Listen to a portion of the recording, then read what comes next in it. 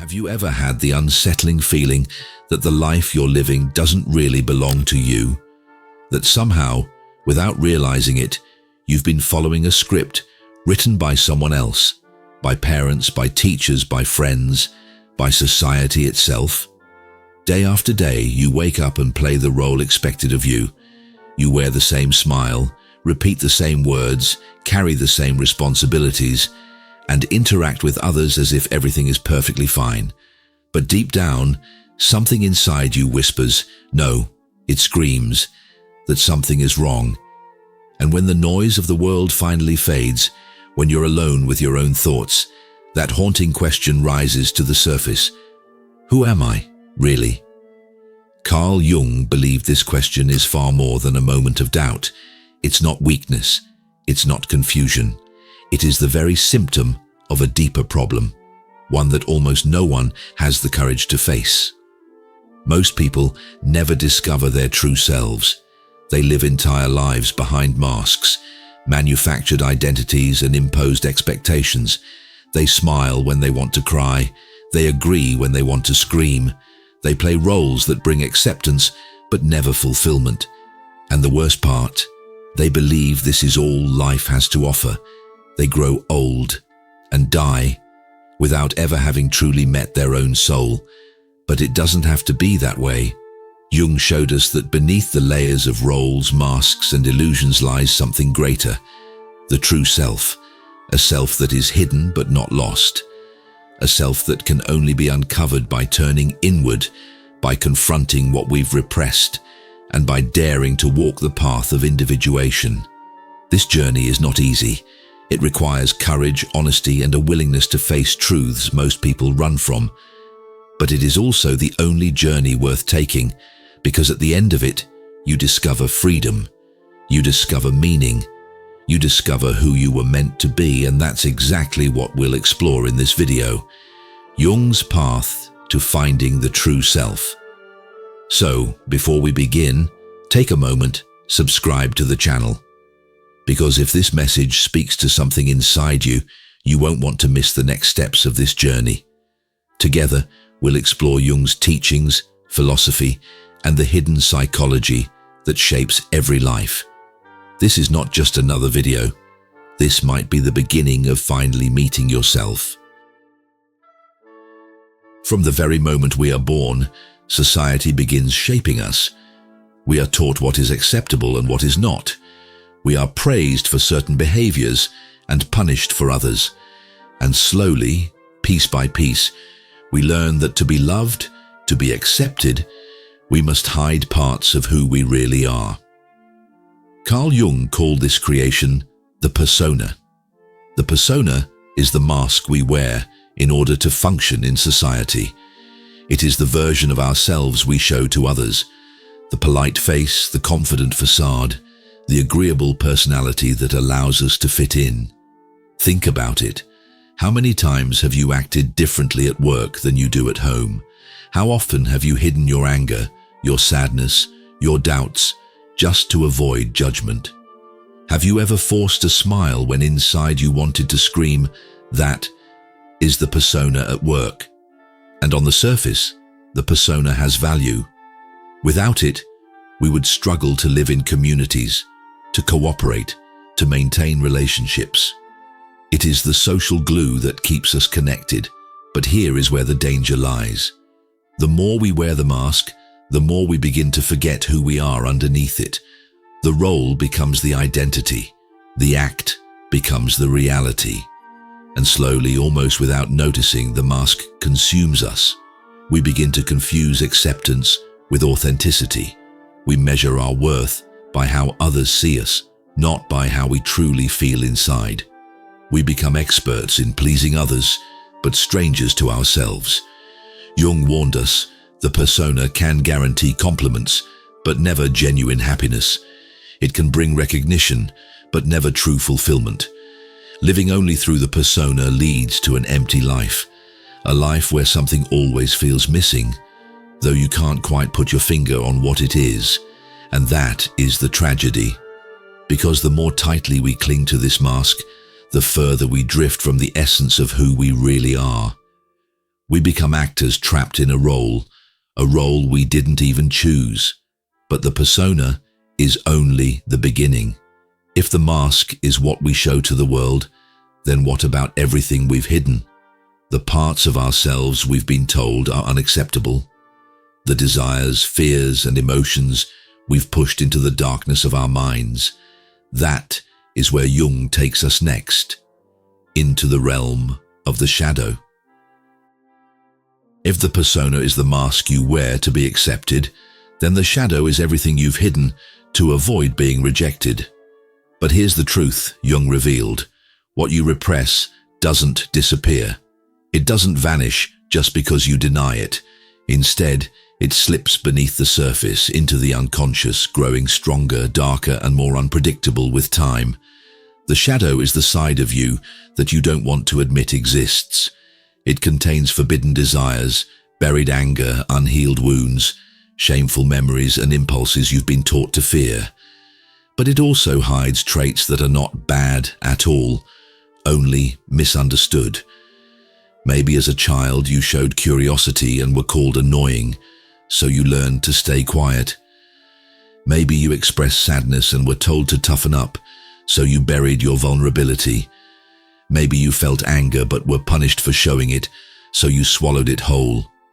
All of these exiled parts of yourself did not die. They simply retreated into the shadow, waiting, and sooner or later, they return. Think of the times you've had an outburst of anger that shocked even yourself, or when envy gnawed at you, though you tried to deny it, or when a small criticism made you overreact in ways you couldn't explain.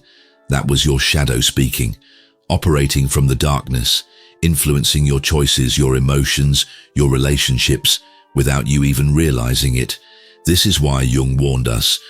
What you refuse to face within yourself will eventually control you.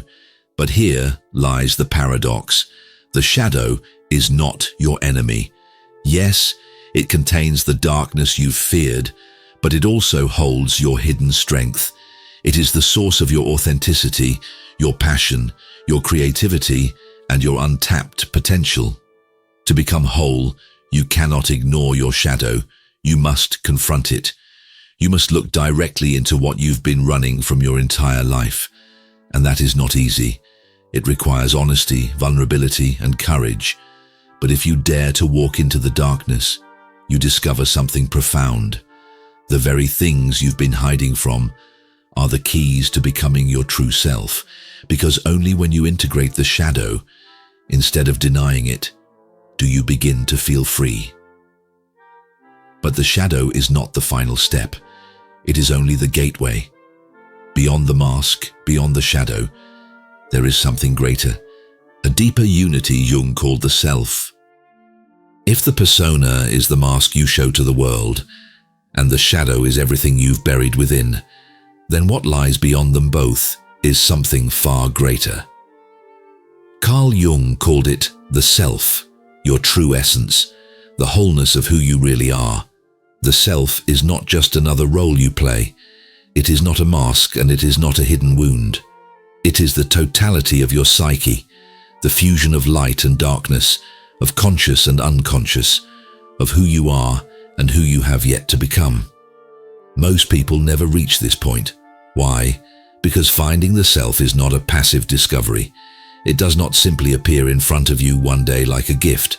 It must be sought. It must be earned. It is a journey that requires courage. Courage to face the illusions you've been living under. Courage to look at the parts of yourself you've rejected. Courage to step outside the expectations of others. Jung called this process individuation, the path of becoming whole, the work of integrating every aspect of yourself, the persona, the shadow, the archetypes buried in the unconscious, into a single, authentic life. But here's the obstacle: fear. The greatest enemy of self-discovery is not ignorance, it is fear. Fear of realizing that the identity you've built for years is not really yours. Fear of losing the approval of others when you stop pretending. Fear of facing the shadow and seeing truths you'd rather avoid. And so many choose the safer path. They keep the mask on, They bury the shadow deeper, they follow the script given to them, and they live their entire lives disconnected from their true essence. But for those who dare to walk this path, something extraordinary happens. They no longer need to play roles that suffocate them. They no longer feel the emptiness that haunts their achievements. They no longer fear rejection because they have finally accepted themselves. This is the freedom Jung spoke of, the freedom of no longer being defined by others, but by your own inner truth. The freedom of living not as a character in someone else's play, but as the author of your own story. And here is the most beautiful part. When you come closer to the self, life itself begins to make sense. The frustrations and patterns that once confused you reveal their root.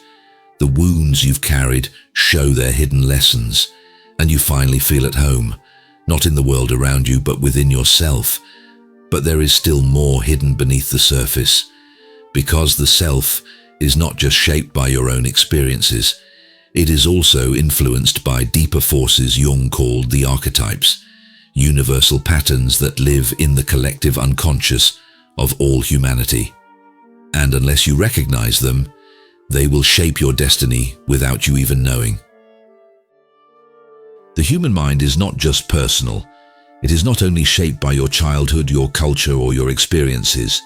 Jung believed that deep beneath our personal unconscious lies something far greater, something he called the collective unconscious. The collective unconscious is like a vast ocean that connects every human being across time and culture. It contains the ancient patterns of thought, feeling, and behavior that humanity has carried for thousands of years.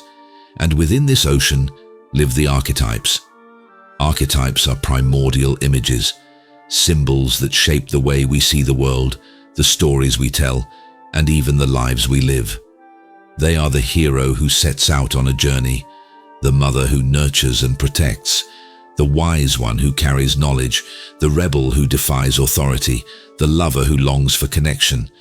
And whether you realize it or not, these forces live within you.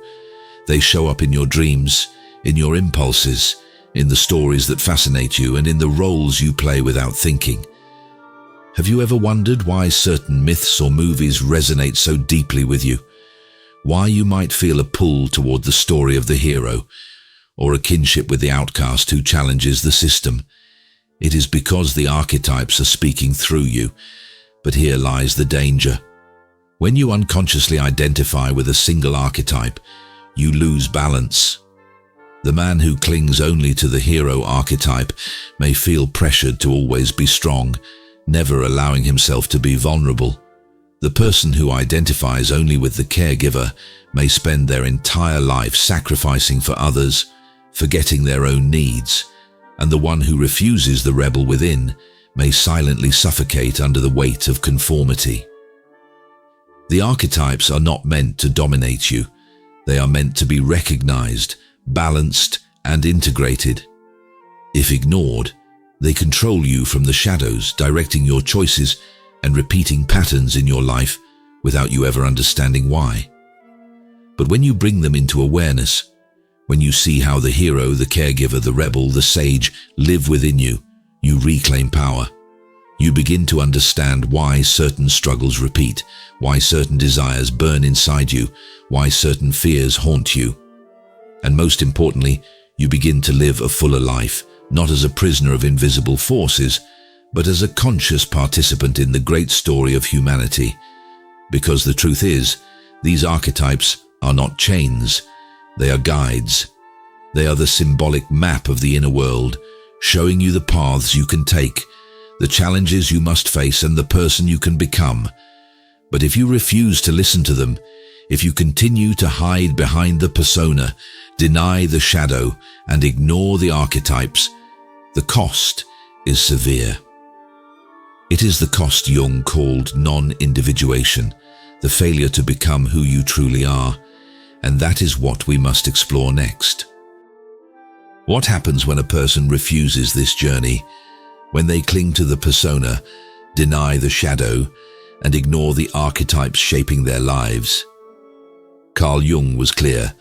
Avoiding individuation does not protect you.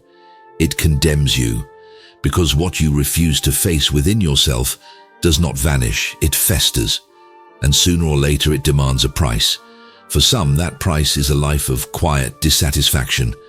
Everything looks fine on the surface: career, relationships, stability.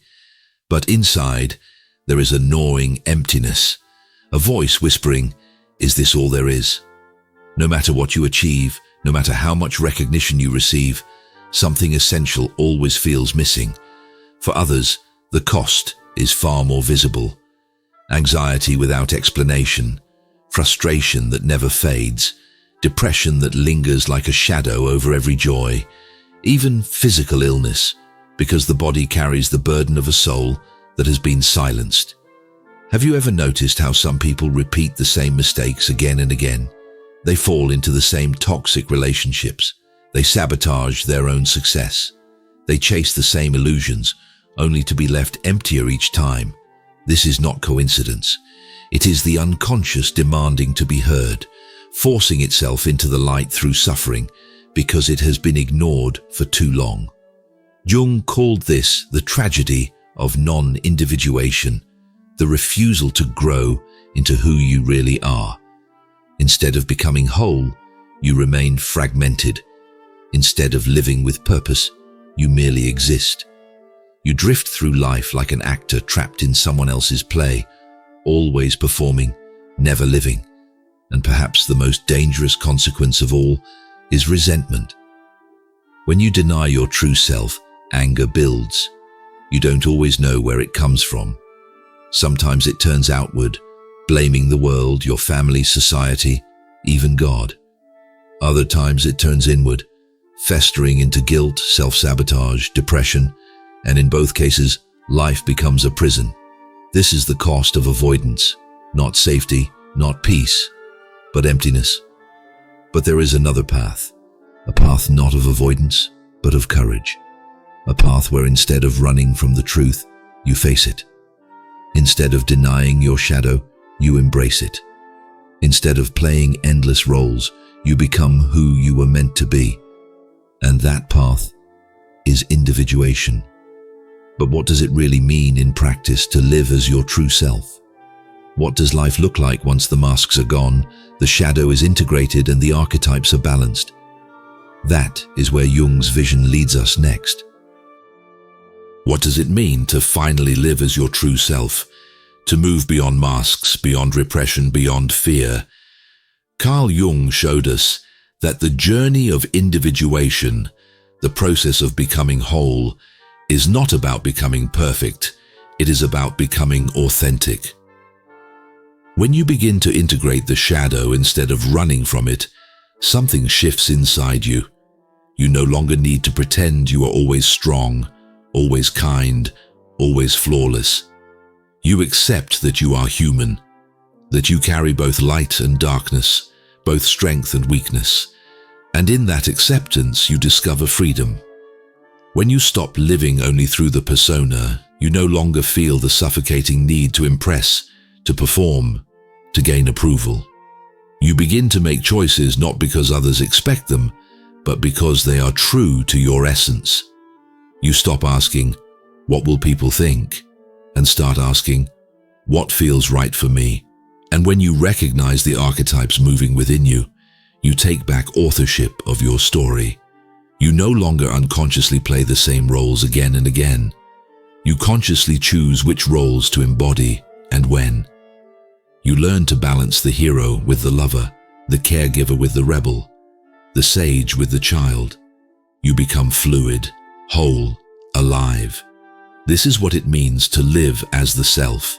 It is not about eliminating your flaws. It is about embracing your wholeness. It is about standing in the truth of who you are without apology. It is about finally feeling at home, not in the eyes of others, but in the depths of your own being. And when you live this way, life itself changes. The same world that once felt empty becomes rich with meaning. Your struggles no longer feel like punishments, but lessons guiding you deeper into yourself. Your relationships no longer feel like masks colliding, but authentic connections between two souls, and the restlessness, the dissatisfaction, the gnawing emptiness begins to dissolve. This is why Jung believed individuation was not just important, it was the very purpose of life. Not to be what others demand, not to chase endless illusions of success, but to discover who you truly are and live it fully.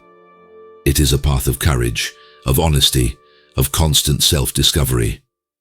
And though few choose it, those who do find something most people never touch, true freedom. So I ask you, what will you choose? To remain in the comfort of masks and illusions, or to walk the difficult, beautiful path toward your true self? If this journey resonates with you, don't stop here. Subscribe to the channel because we will continue exploring Jung's teachings, philosophy, and the hidden psychology that shapes our lives. Together, we'll keep walking this path, step by step, toward authenticity, meaning, and freedom. Finding your true self is not a destination. It is not something you achieve once and never think about again. It is a lifelong journey, a process of peeling away illusions, confronting your shadows, and embracing your wholeness. Most people will never take this path. They will cling to the safety of their persona, hide their shadow, ignore their archetypes, and live lives that are acceptable, but never authentic. They will trade freedom for comfort, and in the end, they will never truly meet themselves. But you don't have to. The path Jung called individuation is difficult, yes. It will demand courage, honesty, and the willingness to face uncomfortable truths. But it is also the only path that leads to a life of depth, meaning, and freedom. To live as your true self means to step outside the roles that no longer serve you. It means to stop asking who the world wants you to be and start asking, who am I, really? It means to accept your light and your darkness, your strengths and your flaws, your past and your potential, and to live them all without shame. And once you begin this journey, you will see that everything changes. The emptiness fades. The patterns that once enslaved you lose their power. And for the first time, life begins to feel alive. So I leave you with a question. Are you ready to take off the mask, to face your shadow, to walk into the unknown and finally meet the person you were meant to be? Because that person is waiting, not out there in the approval of others, but here within you. If this video resonated with you, let me know in the comments. Have you ever felt like you were living an identity that wasn't really yours? Which part of Jung's teaching struck you the most? And don't forget, subscribe to the channel. This is just the beginning of our journey together. In the next videos, we'll dive even deeper into Jung's psychology, philosophy, and the hidden mechanisms that shape your life. The masks may be comfortable, but the truth will set you free.